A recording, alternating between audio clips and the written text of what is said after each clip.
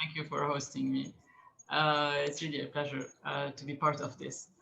Um, so basically, this presentation is about a book that I have recently published at the beginning of the year, which is called For a Novel Architecture, and which is a retrospective of 20 years of work and thinking about architecture. Um, it's a book that is at the same time personal and professional. I mean, it's personal in the sense that it really connects with the ideas and the references that have made me and therefore have made my work, such as novels, therefore the word novel in the title, but also movies or music or philosophical references that have punctuated my path since I was a student until I started my practice 20 years ago. It is also a retrospective of the projects that I have selected for this book. There are 32 projects in the book. Some of them are built, half of them more or less, and the other half are projects. This book really is a retrospective of this experience of going through the practice of architecture for 20 years, but also the thoughts and the ideas. I've always wanted to be an architect, and it's always been a passion for me. And as you know, passions always have a price. It was a challenging passion that is still ongoing, of course. I've put as an introduction to this book in the first page this a quotation of a song by Björk, which is called Alarm Call. And basically, this song was also featured in one of the courses that I taught, which is called the Manifesto, in which I invite every one of the students to become the creators of their own manifesto, to express their thoughts about architecture, and to be, by extensions, the creators or the architects of their own life.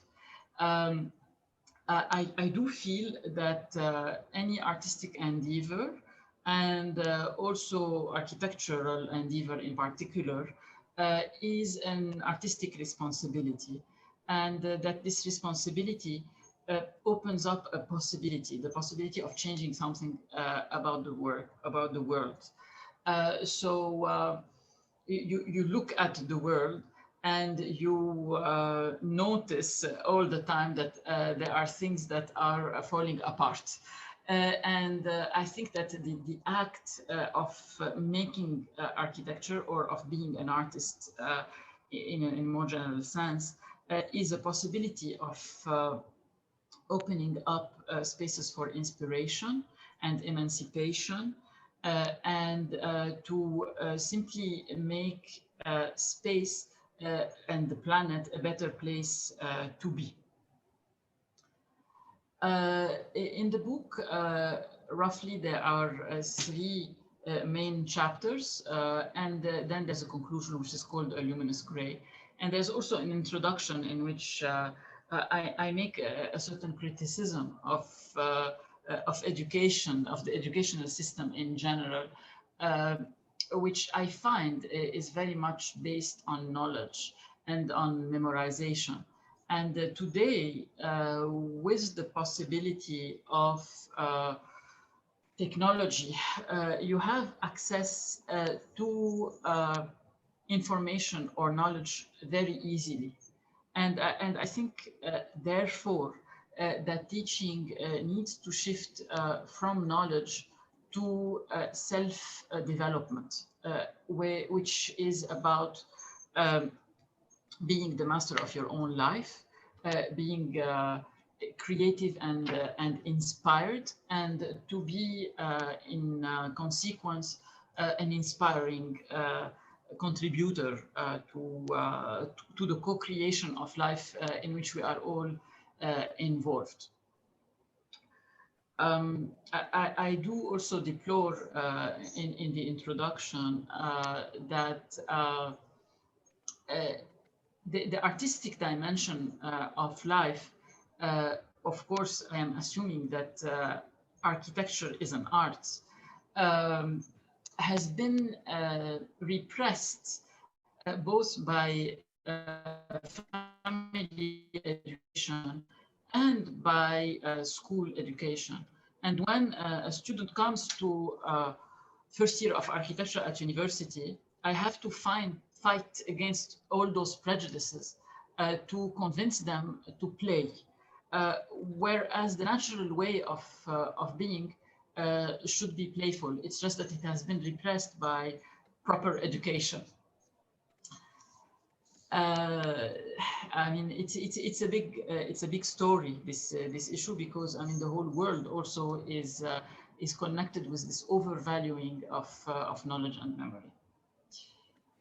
Um, when it comes to this issue of being at home, which is the first chapter of the book, which also shows a lot of projects that are actual houses. This thinking about homes has been a philosophical question that has preoccupied me since I was a student, actually. And my final project when I was at AUB was called Can You Draw Me a House? Which was a sort of reprise or parody of the question of can you draw me a sheep that the little prince asks the aviator in the book The Little Prince. And the question, I mean, and the way the author answers this question is very interesting to me because basically the little prince asks the aviator to draw for him a sheep, and he draws a first sheep, which you see on the left. And the little prince tells him, "This is not a sheep; it's a ram because he has horns." And then he tells him, "It's not this one. Draw me another one." He draws a second one. He tells him this one is too. He is sick or he's too old, and this is not the sheep that I want. And it goes on like this for 3 attempts, and it doesn't work. And then the aviator, not by being someone very calculating, but simply because he wanted to finish this story, because he was preoccupied with fixing his plane, and because he was stranded in the middle of the desert. He draws a box. He tells the little prince, "Look, this is the box, and the sheep is inside." And the little prince says, "Oh, he is exactly as I imagined him." And then the little prince says, "Do you think I will need a lot of grass for this sheep?" The aviator tells him, "No, it's okay. It's a very little sheep." And then the little prince says, "No, no, he's not that small. He's not that small." And then, oh, he fell asleep. So really, there's a philosophy behind this child book, where basically the author is telling us that when you represent the desire literally, it is bound to fail. So every time you try to draw something exactly as it is, or as it is supposed to be, it will fail. Why will it fail? It will fail because what you imagine has much more possibility than one representation. So whatever you do, you will always get a limited answer if you answer the question as it is. It is to say that philosophically, the desire is in movement. Like whatever you are dreaming of right now, it becomes something else the next moment. Therefore, the box, in as much as it was not a very cunning solution, it was not a manipulation, it was just that he did it like that a bit unconsciously, was a very smart solution because the box is a representation of the question rather than a representation of the answer. the box allows for the little prince to continue to dream of the sheep that he wants. So every day he can imagine him the way he wants it. So an architecture that can have the quality of this box can be an architecture that can allow for the desire to be at home to continue to live. Of course, this means also that you have an imaginative client. The little prince is a child who is capable of imagination, which is not always the case when you are working with clients. In juxtaposition to the texts that are there in the book, there are images. The images are on purpose put, unlike in this presentation, without any captions. And therefore, you're supposed to experience the book as if you are experiencing the architecture. There is no captions in architecture. Hamshit Residence was an example of trying to answer this question of the desire to enjoy the pleasure of being by the sea. And in as much as the site was very slim, there was this need to produce an openness towards the horizon and a horizontality to the project that actually produces this dialogue with nature, and an interior complexity. So in the same way that the box is abstract and simple, the shape of this house is very simple. But in fact, it hides within itself a whole world. There's a world of circulation, of interior staircase and exterior staircase. You can see a little bit of it in the middle that is going down, that allows actually to move from the upper terrace to the ground floor, down to the sea, to the other pool, as well as the interior circulation, and different spatial devices that will allow for a house where you can discover space. It is also a house that is for the celebration of light and of the sunset. So the sunset cuts through it at night, and the house can ultimately potentially disappear. This is another moment in the house, which is this moment where the horizon is cutting the house, but also the verticality of this internal void is showing you a cross-section of the house. And the play of the glass inside the house and outside the house creates those multiple reflections. Obviously, there's only one person who is standing in this picture, but he is multiplied by those gains of reflections with the glass. I have put a subtitle to my studio, which is Nature Builds Us and We Build Upon Nature. And in this picture, it is also a demonstration of that for me, always the starting point of an architectural adventure is the natural context in which it is happening. And in this case, it is clearly the omnipresence of the Mediterranean, which created this house that is supposed to superimpose itself on the horizon, to reproduce the line of the horizon, and then to reflect it and to multiply it through plays of glass and transparencies and cross-sectional relationships.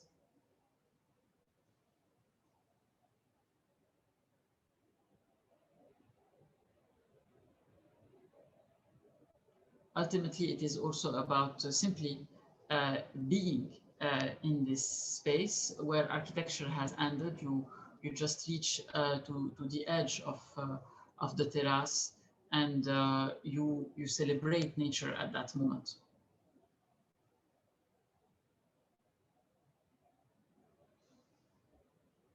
In the second chapter of the book, I talk about Reprise Beirut.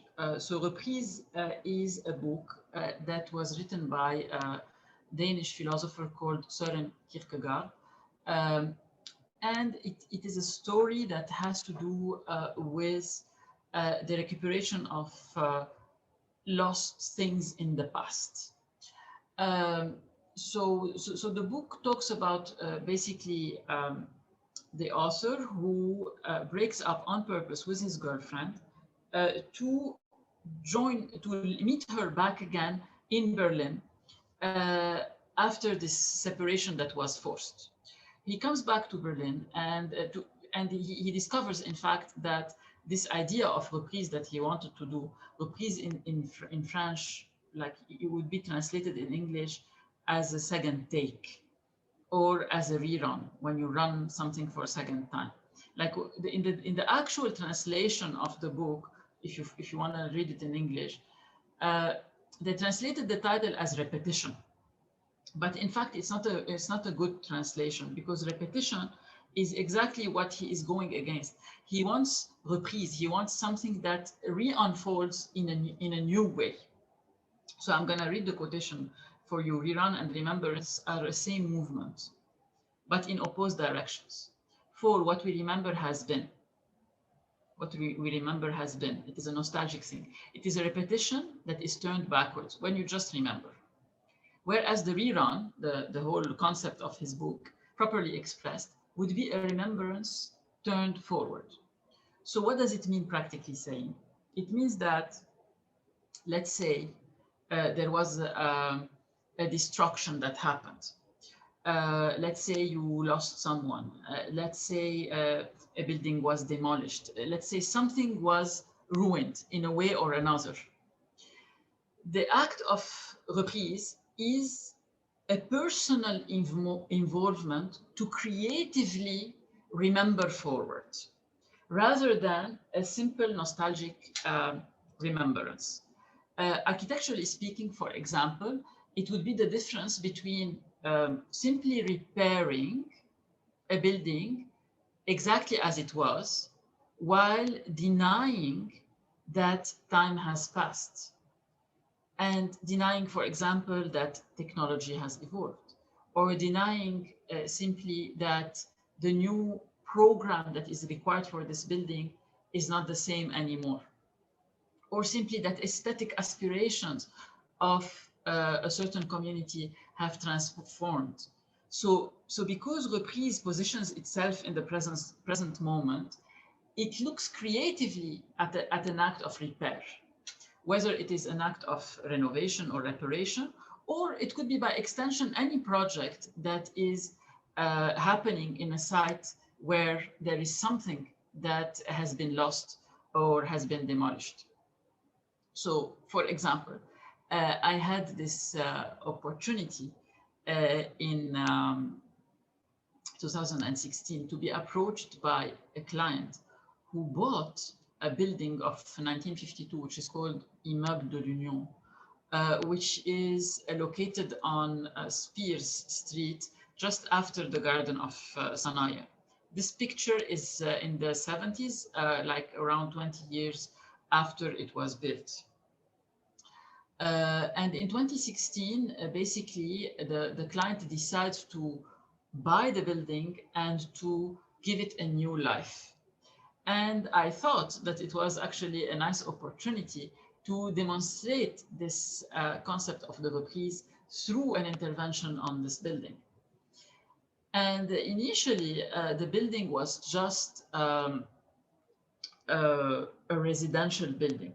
It had those big shafts, 5 of them, that cut through the building, that allow to bring light and ventilation to the inner sides of the building, because it's a very big, fat building that actually occupies 4 streets. It's an island.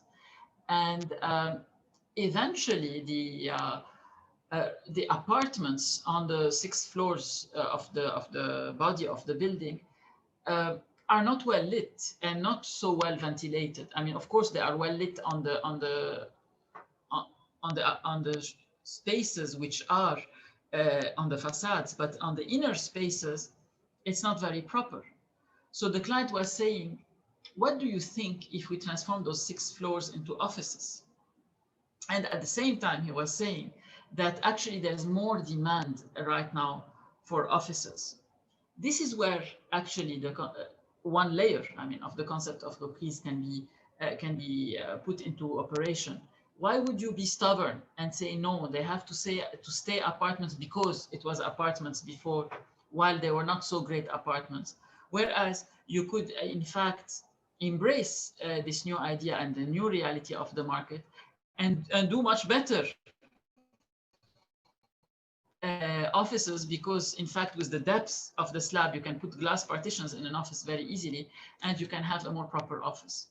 And then on the top floors, which you can see in the picture, then easily there you can have very wonderful residential apartments with terraces, which would become like urban villas, which therefore would actually propose a mixed-use building this time around, which would be again very much in the spirit of the 2020s. Also, the idea of entering from both sides was proposed. Now you enter only from spears, but we actually propose to pierce through the entrance all the way to Salim Bustani on the back street, and to make a traversing type of lobby, whereby you would have a more residential entrance from the back and a more office and commercial entrance on the front.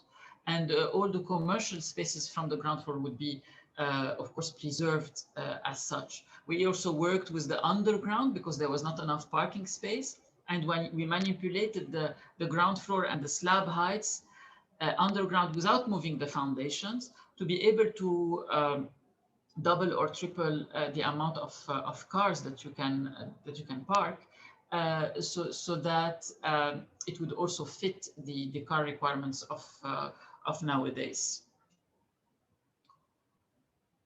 To also celebrate the beginning of the renovation works, I felt that it was funny that there's quite often a red woman in renderings. I mean, a woman with a red dress in renderings. So we said, why don't we make it a reality? So I teamed up with my neighbor, Mira Hayek, who's a fashion designer in my office in Beirut. And she designed a red dress inspired by the geometry of the patterns of the building. And we had Joël Habib, the model, move around the building one last time before we started the renovation works, which entailed, of course, certain forms of demolitions, because all of the mechanical and electrical systems had to be changed. And we had to break certain slabs and to break certain floors and retile and so on and so forth.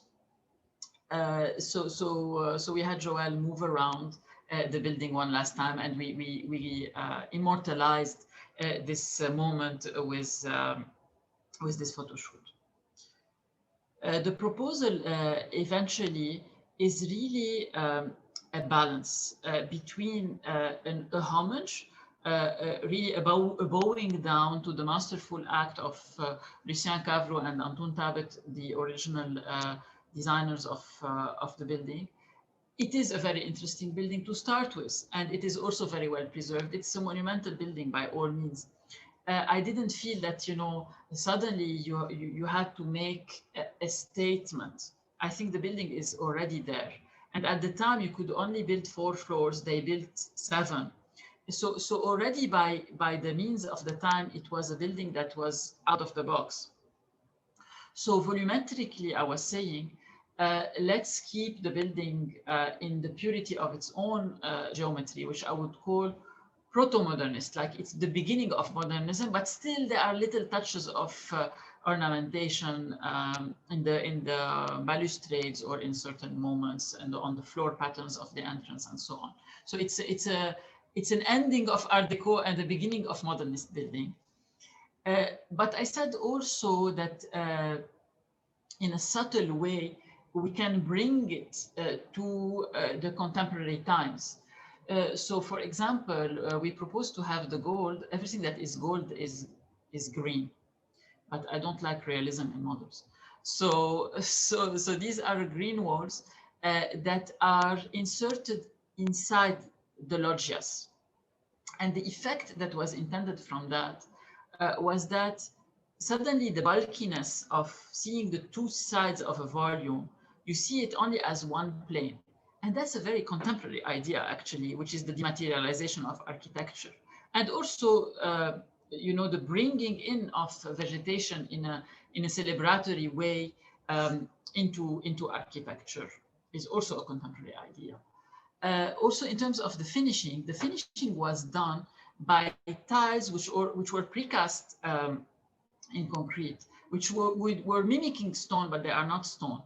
So what we proposed is to do another layer on them, which is called Pyrex. It's a sort of pulverization of granulites of stone to waterproof, in fact, the facade without having to unclad and reclad, which would render the building more fragile. But also in the process, I said that let's make it whiter, lighter, so to speak, more Japanese. So in many ways, I am intervening, but I am intervening in a way that is between the lines. And that's also the reprise. It's a remembering. So the bowing down is there, the remembering is there, the acknowledgement of the value of this is there. And the renewal is also there. I described it, of course. Essentially, it is programmatic, the renewal, but we are creating a mixed-use building of offices and residential and commercial spaces in Beirut in an old structure, but it is also aesthetic, both in the interiors and on the facade. And definitely, one of the important elements that is close to my heart as well is all the layers of vegetation, which there are 3 of them. There is the jacarandas, which are on the ground floor, which are very typical of Hamra, which blossom in purple in spring. And then the green walls, which are on the body of the building, and then the urban gardens, which would be grasses and flowering trees that would become more of an organic type of landscape that would create a villa experience inside Beirut. There are only 7 apartments actually on the top floors. The 3rd chapter of the book is called Cinematic Architecture. And this chapter is preoccupied with the cinematic experience of architecture, which is again very contemporary idea. I quote here Jacques Derrida in a book which is, not a book, an article which is called Point de folie maintenant l'architecture. I will translate. He is talking about the follies that are in Parc de la Villette in Paris. There are, if you don't know the project, it's red structures which are on a grid of 100 meters by 100 meters across the whole park.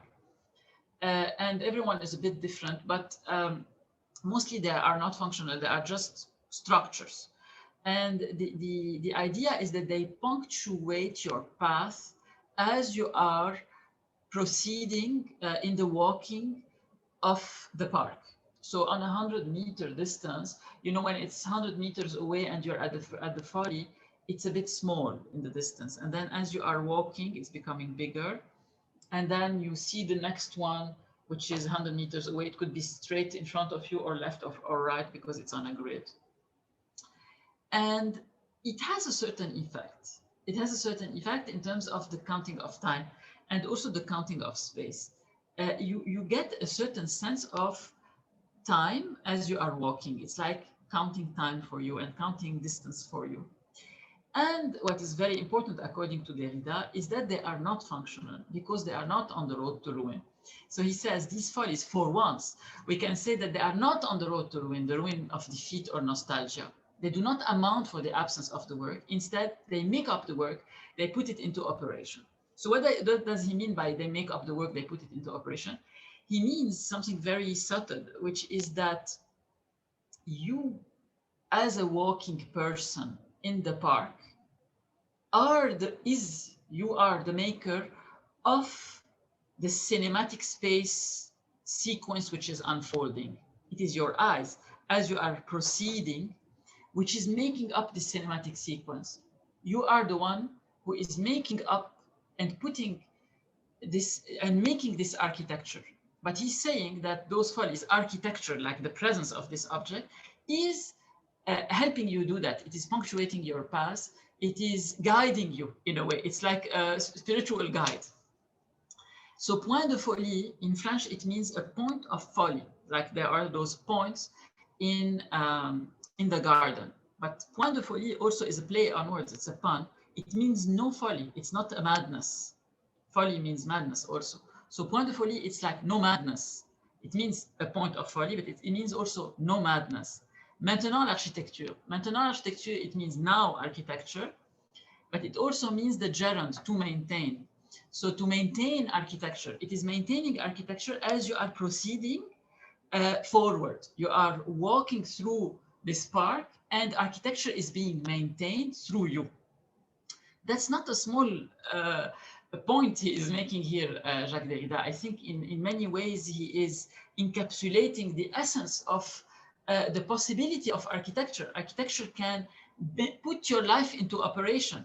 Look how much responsibility and how much possibility there is to be an architect if you are willing to play a game that is beyond the simple capital accumulation that the developer is asking you to do, and to actually bring your user into the experience of architecture moment after moment. For this chapter, I have selected a couple of projects for you to demonstrate my thesis. This is an image of a project I did in on Bureau Street, which is just next to Urbanista. It's an office for a branding and communication company, which is called 1984. And for this project, I really wanted to demonstrate in many ways the idea of this cinematic architecture. And I worked with, first of all, the idea of changing of program. So during the day, it has this table that you can see through the transparency and the projection where they work. It's like a working table for the employees and owners of the company who can be peeped at from the street, which creates this strange, voyeuristic relationship of the street to an office, which is unusual. But also I wanted that at night, the space could be able to be transformed completely, and it could be like a clubbing, pubbing experience, which is very much, in the spirit of what happens on Bureau Street, and where they could have events that would be related to their branding, like for their clients or their own company, and so on and so forth.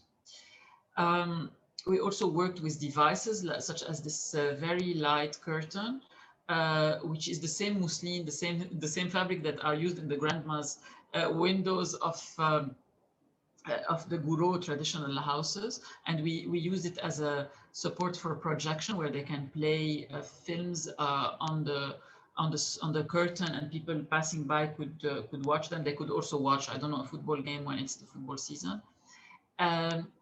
Also, we worked with the plays on words on 1984, which is a book by George Orwell, which talks about voyeurism. It talks about control. It talks about Big Brother who is watching you, and this totalitarian society in which they live, which is not unlike the current society we live in.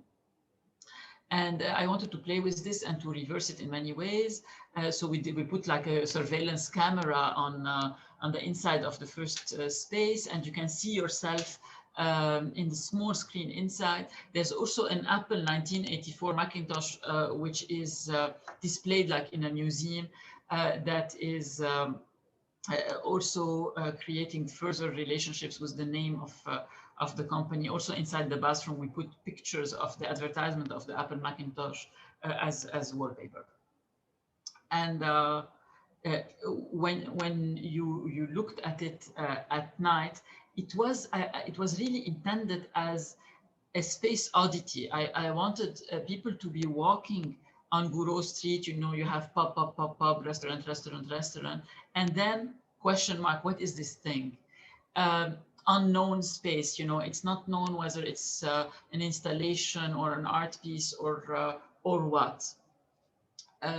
Mystery for me is something quite important in terms of artistic production. Mystery allows for dreaming and for triggering imagination, which is again the box of the Little Prince.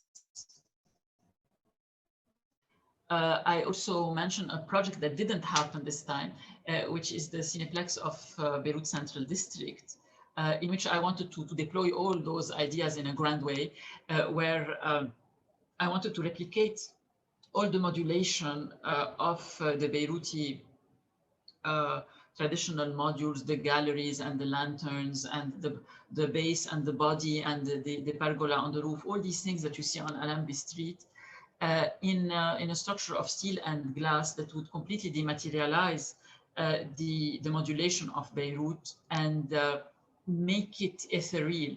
And then inside the Cineplex, you would have those cinema screens that would be projecting films, and in the lobby you would have a huge projection of whatever is playing right now, or in this case, Julie from Trois Couleurs Bleues of Krzysztof Kieslowski, whom I wanted to be empowered. I wanted her to be there, and this building not to be as a monument, but rather as a subtle presence that would be completely in line with the proportions of Beirut, and yet completely mysterious in the way it expresses itself architecturally through light, glass, reflection and transparency, and very light steel structure for the facade. Also, in terms of cinematic devices, the escalator was used in many places as a way to reproduce this idea of Derrida, of us being the creators of this cinematic space in which we are proceeding. I will conclude with a luminous gray. I don't want to take too much of your time so that we can have some time for questions. The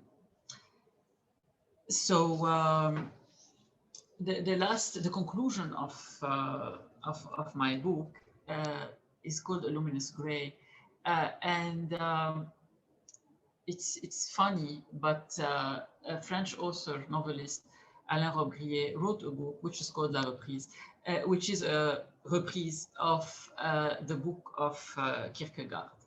And of course, it's not a copy. I mean, imagine you would take a novel and rewrite it with the same words. It wouldn't make any sense. So in fact, he takes ideas of Kierkegaard, and then he reshuffles them at his own sauce. Like, you know, I wanted to reshuffle Imam de l'Union while keeping it. So he returns to Berlin in the beginning of the book. And then all sorts of strange things start to happen when he returns to Berlin, like Kierkegaard is supposed to return to Berlin to meet his ex-girlfriend. And then bizarre things happen in the narration of the book, where you have narrators, the narrator who is actually contradicted by another narrator, which is something that never happens in a book. In a book, you have only one narrator and it's very clear. But in this book, in La Reprise of Robbe-Grillet, there are like footnotes that start to enter into the text. And for example, in the first footnote, the second narrator says, the first narrator is doing a mistake here. We will get back on this. And you have the impression that someone else is reading the book and is starting to make comments on that. And eventually it leads to a conflict between the two narrators who end up shooting at each other. And the main narrator supposedly gets killed. And then there is this paragraph, the calm, the gray. And doubtless soon, the unnameable. Certainly nothing stirred, but these are not the heralded shades nonetheless. So it is as if he is describing this limbo state in which he is after having lost the use of his body, or maybe he has lost consciousness. But certainly nothing so. But these are not the heralded shades nonetheless. It means that it's not tragic. Absence, forgetting, calmly waiting, steeped in a gray medium, quite luminous all the same, like the translucent mists of an imminent dawn, like as if there would be something else that was going to start. And solitude too would be deceptive. In fact, there would be someone, both different and the same. So here he is relating to the two narrators that were fighting in the book, the destroyer and the keeper of the order, the narrating presence and the traveler. And then he says, elegant solution to never to be solved problem. Elegant solution to the never to be solved problem. Who is speaking here now? The old words already spoken repeat themselves, always telling the same old story from age to age, repeated once again and always new. So I have a question for you, since no one is asking a question.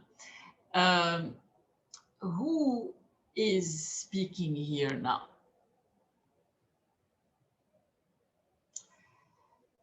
Think about it for a minute, because you have to put yourself in the context of the book. Like you had a narrator one, he's speaking. Then narrator two, he's speaking. Then narrator one, then narrator two, and so on and so forth for the whole narration. And then there's this moment, narrator two kills narrator one, and there's this footnote, and there's this, the Count de Grey and doubtless soon the unnameable. In fact, there would be someone both different and the same, the destroyer and the keeper, the narrating, elegant solution, who is speaking now? So now, is it narrator one or narrator two? That's the question. Nihal has maybe an answer. Can we allow the attendee to speak, Mariam? Sure. Second. Nihal. Okay, unmute yourself, Nihal, and tell us who is speaking here now. There we go.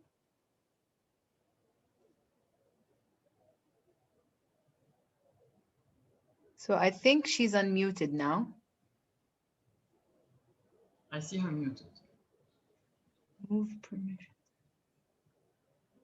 All right. Now she's... There we go. Muted. She can speak. Nihal, you have to unmute yourself.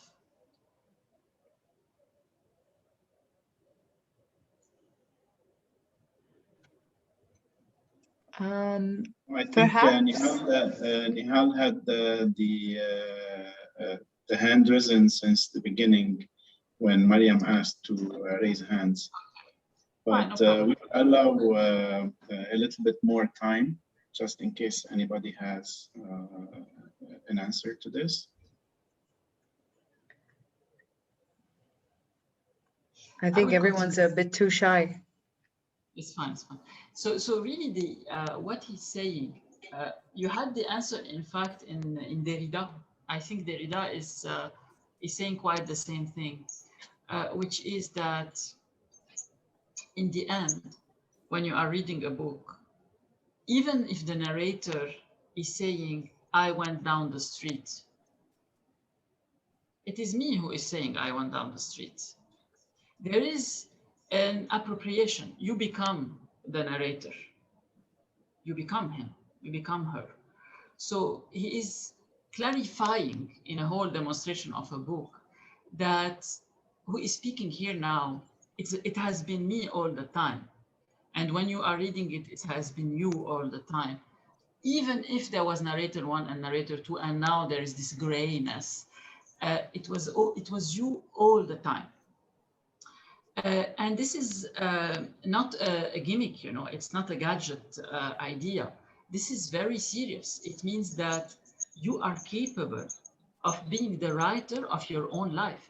This is what Repriez is trying to demonstrate. He's demonstrating that every reader becomes the producer of the new novel. And by extension, this is what I wanted to demonstrate in my own book, that every one of us is the architect of his own life. And look how much power you have if you allow yourself to be creative. I used to encourage myself in this direction. I have used meditation, which has allowed me in many ways to take a distance from the meandering of the mind and to allow for intuition to come to me. And I can confirm to you that it is not when I think about the project that I get the best ideas. I get the best ideas when I have absorbed what the question is about, and I'm not trying too hard to get the idea. I could be sitting, I could be in the toilet, I could be driving, I could be thinking about something else, and then all at once an idea comes. It comes pure and complete and clear, like it is obvious. There is an obviousness to it. This is the right thing to do for this site and for this person and for this client. How does it link to meditation? Meditation has clarified to me this, this capacity to clear myself from preoccupation and from prejudice and pre-thinking, and to allow for, let's say, a more fundamental intelligence to express itself through me.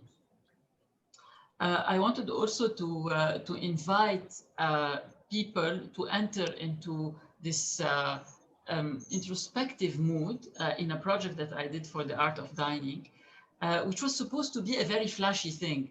Like everyone was supposed to do the next table and the next setup and so on and so forth. So my proposal was much more on the introspective side. I said, we're gonna sit on carpets in a black room with a glass table, and an incense burner is going to pendulate, I don't know if the word exists, on top of us. And we are going to eat in an atmosphere of introspection. And it was funny because it created like a gap, like an interruption in the whole event, because the event was made of 11 rooms that were all, I mean, very well designed. You know, I'm not criticizing my colleagues, but it's just that this one was silent. And there was this moment where you enter and everyone was suddenly like, question mark, once again, what is this mystery?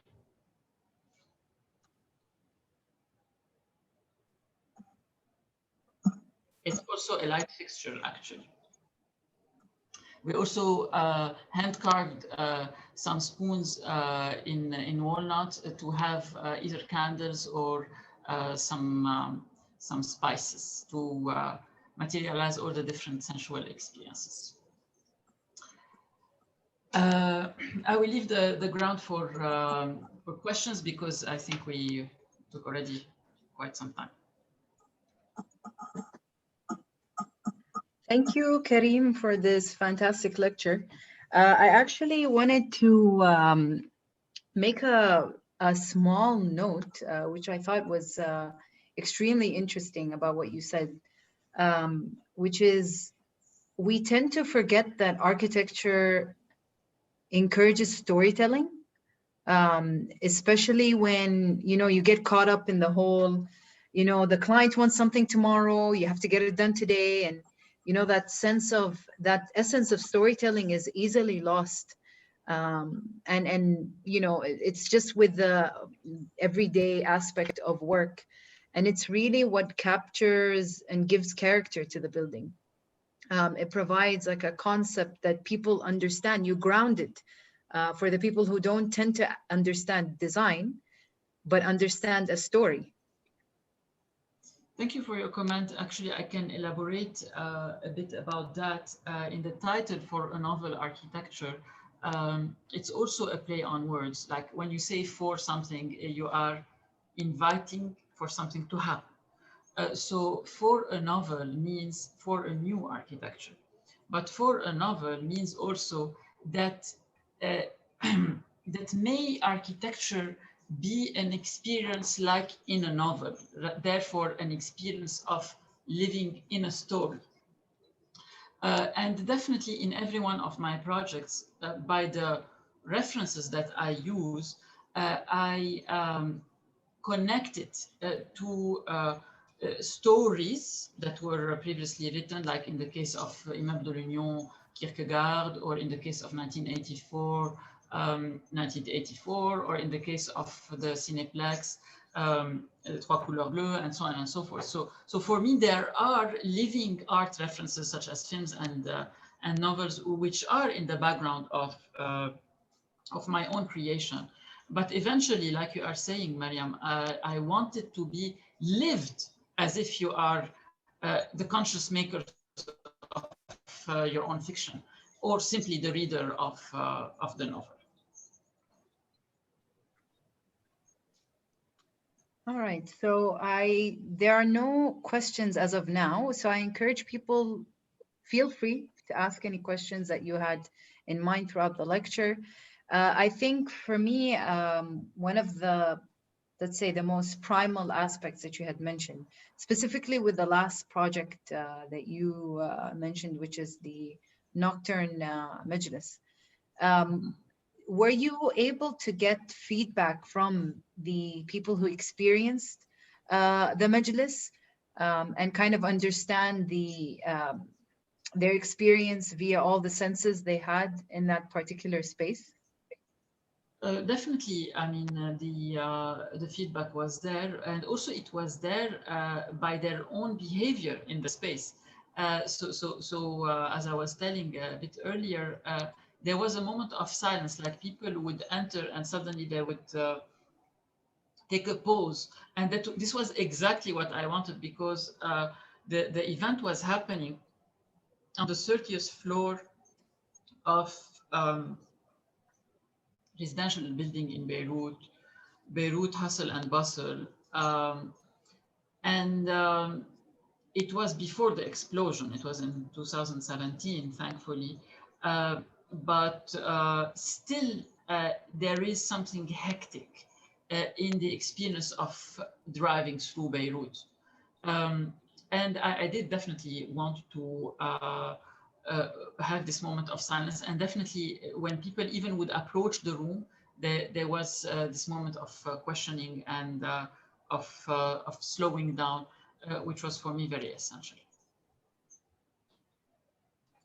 I have a question from Ayman. Hi Karim, when do you think an architect should draw a line between a client's irrational, stubborn requests, I apologize for saying it as it is, budget cutting and design feasibility? So of course, I mean, this is the eternal problem that Ayman is questioning, which is that architecture is a co-created art. Like when you are a novelist or a movie maker or a painter, there is only one problem, which is you. Like you are the person who is confronted with your own preoccupations and your own questions, and then you come up with something. In the case of architecture, it's a psychological adventure. One of my critics, Stéphanie Ghazal, she said that the Nocturne Majlis, it reminds us of Freud's psychoanalytic divan. You know, divan is the sofa where you go and lie and have yourself psychoanalyzed. Definitely, there is this question of being a bit, having some telepathy about what does the client really want, because usually he or she is unable to express it in words, otherwise he would be or she would be the architect. And there's always this political balance of how much you're going to push. Usually I try to go all in, like I try to push to the maximum extent possible for the purest manifestation of the concept. And then I try to weigh the possible compromises that could be possible in light of more or less resistance that I would get from my clients. And if I come to a complete dead end, I would like to remind my young colleagues in the audience that you always have the option of opting out. Saying no to a project also ensures the proceeding of architectural quality. So you are the defender of architectural quality, and therefore you can always say no to a project if you are not convinced. I have another question from Lily. She said, in your section, Reprise Beirut, you stated that the art shall not copy, it shall reinvent. How would you describe the restoration process that happened in Beirut after the blast? Would you say it was an act of repetition or an act of remembrance? She's talking about a very specific situation, which is that we had this huge explosion practically a year ago. And then there was this question of repair. And how do you repair? Is there a reprise, or is it just, you repair as it is? And I would say that actually there are different answers to this question that really depended on the project itself, its value, its historical value, for example. Also other considerations such as the possibility of having budget or not, also the urgency and the emergency, and also in certain cases, technical things. Like, for example, I was involved in the repair of 10 schools, and sometimes we said, look, even if the old windows were in steel, which is nice, we are going to do them in aluminum double glazed because it's better. So in many ways, the answer to Lily's question is that if you take all the parameters of the act of repair, you will have to decide and you'll have to make an evaluation of what is the proper action to be undertaken. For another extreme example is, for example, the Sursut Museum, which is by all means, a historical monument. And in this case, of course, they mobilized the necessary funds to be able to fix the glass, the stained glass windows and all sorts of other historical items that deserve actually to be remembered as they were. In general, I would say in a philosophical, more extended thinking, that everything is a reprise, because at any rate, you are located in another moment in time. So automatically, there is no possibility whatsoever to do pure repetition. And anyways, it's a vain idea and vain attempt. But sometimes more or less faithfulness to the original model is necessary. My question will be asked directly to you, Karim. If I look at one of the beautiful photos in the book, I read Urbanista. Yes. What is the short storytelling about Urbanista? And this is going to take me to another question related to the addition or restoration that was done on the central bank, and how you were able to, in a very, if you want to say, courageous way, to introduce kind of an implant into a little bit of an old street area, something that looks a little bit of, or gives some modernism to it. So Urbanista and central bank addition. How can we first tell the story about Urbanista and talk about central bank at the same time? Thank you for your question. In the case of this photograph, Urbanista is definitely not my project. It is there. And it's the middle one where Joël is standing with the green dress. That is the project. There's a backstory, though, now that you mention it, that Urbanista belongs to the same owner than the project that I did. And because I wanted a streetscape photograph, I didn't want to show only my window, because basically what was interesting to me is to notice that there is this weird, colorful projection thing that is happening in the middle of the street, and that is supposed to be an interruption in the continuum of consciousness as you are walking down the street. And therefore, Urbanista had to be there in the photo, but also in the underside story, as you ended up asking about it, it is owned by the same person. But I have no link to the project. If you can share the photograph, Mariam, I can stop sharing. Then we can talk about the central bank building. Can you do that? Just the cover of the, reshare the cover of the lecture.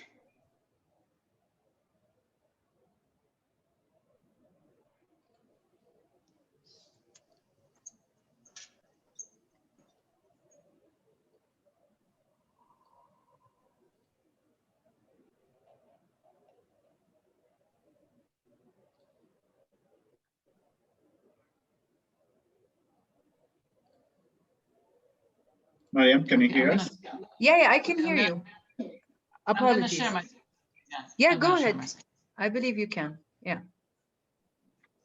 This is the building that Roger is talking about. Basically in this picture, which is again, extended contextual picture, you can see two other buildings in the midst of, Beirut chaos. On the left side, there is the inter-design building by Khalil Khouri, which is the sort of brutalist sculptural concrete thing. And then on the right hand side, somewhere in the middle, there is the central bank headquarters by Ador et Juliard, which is another modernist icon of Beirut. And I was invited, I had a chance to intervene on an old structure. It was an old residential building that was at the end of Surati Street, and therefore benefits from a fantastic perspective that had to be reinforced structurally because it was not to seismic standards. So the idea of adding a steel exoskeleton was not just an aesthetic idea, but as usual in architecture, things have to synthesize together to become a concept. So on one hand, it is a structural reinforcement for seismic, but on the other, it is the new image of the central bank. It had gridding already in the headquarters of Ador et Juliard, but here it will have gridding, but it will have more transparency because we're in 2020. It had orthogonality in Ador et Juliard, but here also it will have a slight slant. I don't know if you can notice in the picture, but the side modules are slightly on an angle, which is a homage to Khalil Khouri's chamfering passion. And it has also vegetation, which is to counterbalance the authority, because this is an institution of the government. It's supposed to be something you respect. But also the green layer is supposed to also remind of the naturalness in which we come from. It was an opportunity, this project, to make a statement on the street that is related to questions of the institution. It is also related to the question of urbanity and the general historical context of Beirut, and how today in 2020 we can also reprise, we can also inspire ourselves from our ancestors, but also propel it to the future. So I would say this is the other face and the modern face of the boundary Liban. Thank you. I have a question also from Elio. It says, how do the users of the projects come into play with the concepts without bastardizing them?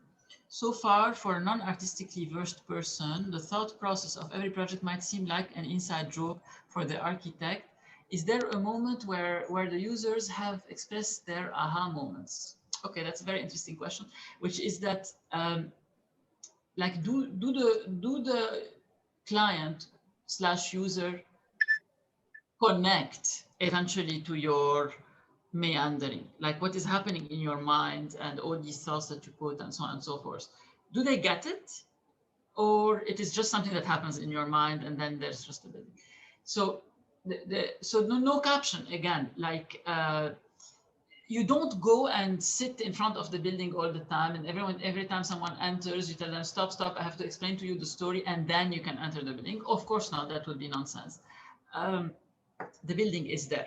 Like Alain Robrier would say, les choses sont là, things are there, independently of whatever mental process you have been through. But it is also to be believed, and I have proof for that, that once it is used, those things come back. For example, I had very clear experience of that when I designed Villa Kali, which is a house by the sea. And basically, the house is really this superposition of slabs that tries to encapsulate the horizon. And it frames it in a certain way, but in a movement of so definitely I don't tell all these things to my clients, because in many ways also it could be heavy for them to have to listen to all of this. However, there is an aha moment indeed, like Elio is suggesting, which is that at the moment where they live in the house, later on, they tell me stuff. And this is really very interesting. Like you go back and visit them a few months later, and then they tell you, have you noticed this? Of course, it's funny to tell this to the architect. Of course, I've noticed this. I've put it there on purpose. But when they have noticed it, it's when it becomes the aha, and they start to really connect with those ideas that you were trying to put into operation. For example, in this case, again, this notion of nature building you and you building upon nature, where architecture and nature are in this overlaying of movement. There's the movement of the sea, but there's also the movement of the architecture. There's the splashing of the waves on the rocks, but there's the rocky type jaggering, staggering of the architectural construction. There's the texture of the finishing of the house, which also echoes the pebbles of the sea. We have another question from Ayman. Marrying the project to the site, merging them both in colors, shapes, as if it's a natural extension or even slice of that, one same unit, without ripping the landscape apart, is always something admirable in your projects. Would you care to elaborate some more? So thank you for the compliment. I'm going to show you this picture. So this is, I guess, the demonstration of what he's referring to, this idea of there's already a palette that is at work. So basically you are painting, and rather than painting on a blank canvas like you would do as a normal painter, the architect painter paints on a site in which there are already strokes which are there. In this case, the valley, the rocks, the grayness, the breaking of the rocks, their verticality. So what was the idea here? I think it is obvious. It is to reproduce the language of nature without copying it. It's not like we're gonna do organic forms of the rocks, take stamps of them and try to mold them the same way. No, of course not like that. What is man-made is man-made, and that also is part of honesty. So it's made out of concrete. We try to produce a certain texture on the concrete with the planking. We try to find a certain texture of gray for the concrete, and then the moving a bit of the blocks a bit forward, a bit up, a bit down, so that it looks as if it's haphazard. And then one line, the roof, which is definitely not haphazard and definitely a man-made gesture. There's a roof. There's the need to be at home. If we were not there to complete nature, we would not be able to produce enclosure. Nature doesn't produce architecture. Nature produces possibilities. But if you are to live in nature, would you be able to sleep in the snow? Would you be able to sleep in the floods? Would you be able to allow for the mosquitoes to enter into your bed? It wouldn't work. You need architecture. You need to produce a certain form of protection so that you can appreciate in retrospect the pleasures of being in nature. And therefore, I do insist on the fact that architecture is a man-made product, and I do not shy from that. It is bowing down to nature, but it is also in contrast to it. We have another question from Elio. Which building would you choose to be reprised on? And do you have any preference as to which architect that would build upon you? The first part of the question, there are many fantastic old buildings in Beirut that I would love to have reprised. To be reprised on. So you mean one of my buildings? Okay. So he means that he wants someone to continue one of my projects. I don't know. I don't know if it's the time to to answer the question. Time will tell. I mean, of course, my projects are on the road to ruin, and eventually maybe demolition or repair at some point. It's not yet the case. So maybe we'll keep this question in suspense for the moment. But I mean, if I want to answer like about buildings that I'm interested in working on, like for example, I am a bit jealous of Youssef Haidar, who had the opportunity to do the building of the Barakat building into Beit Beirut, which I mean, I like what he did, but it's just that it was a very interesting opportunity, and I would have loved I would have loved that there would have been more cases of buildings that would have been dealt with not as pure nostalgia, but like Youssef did. For example, today there is still the Holiday Inn, there is still Saint George, which are these cadavers in the middle of the city. It would be really very interesting to work on them without the idea of cleaning up everything. I would love to do that.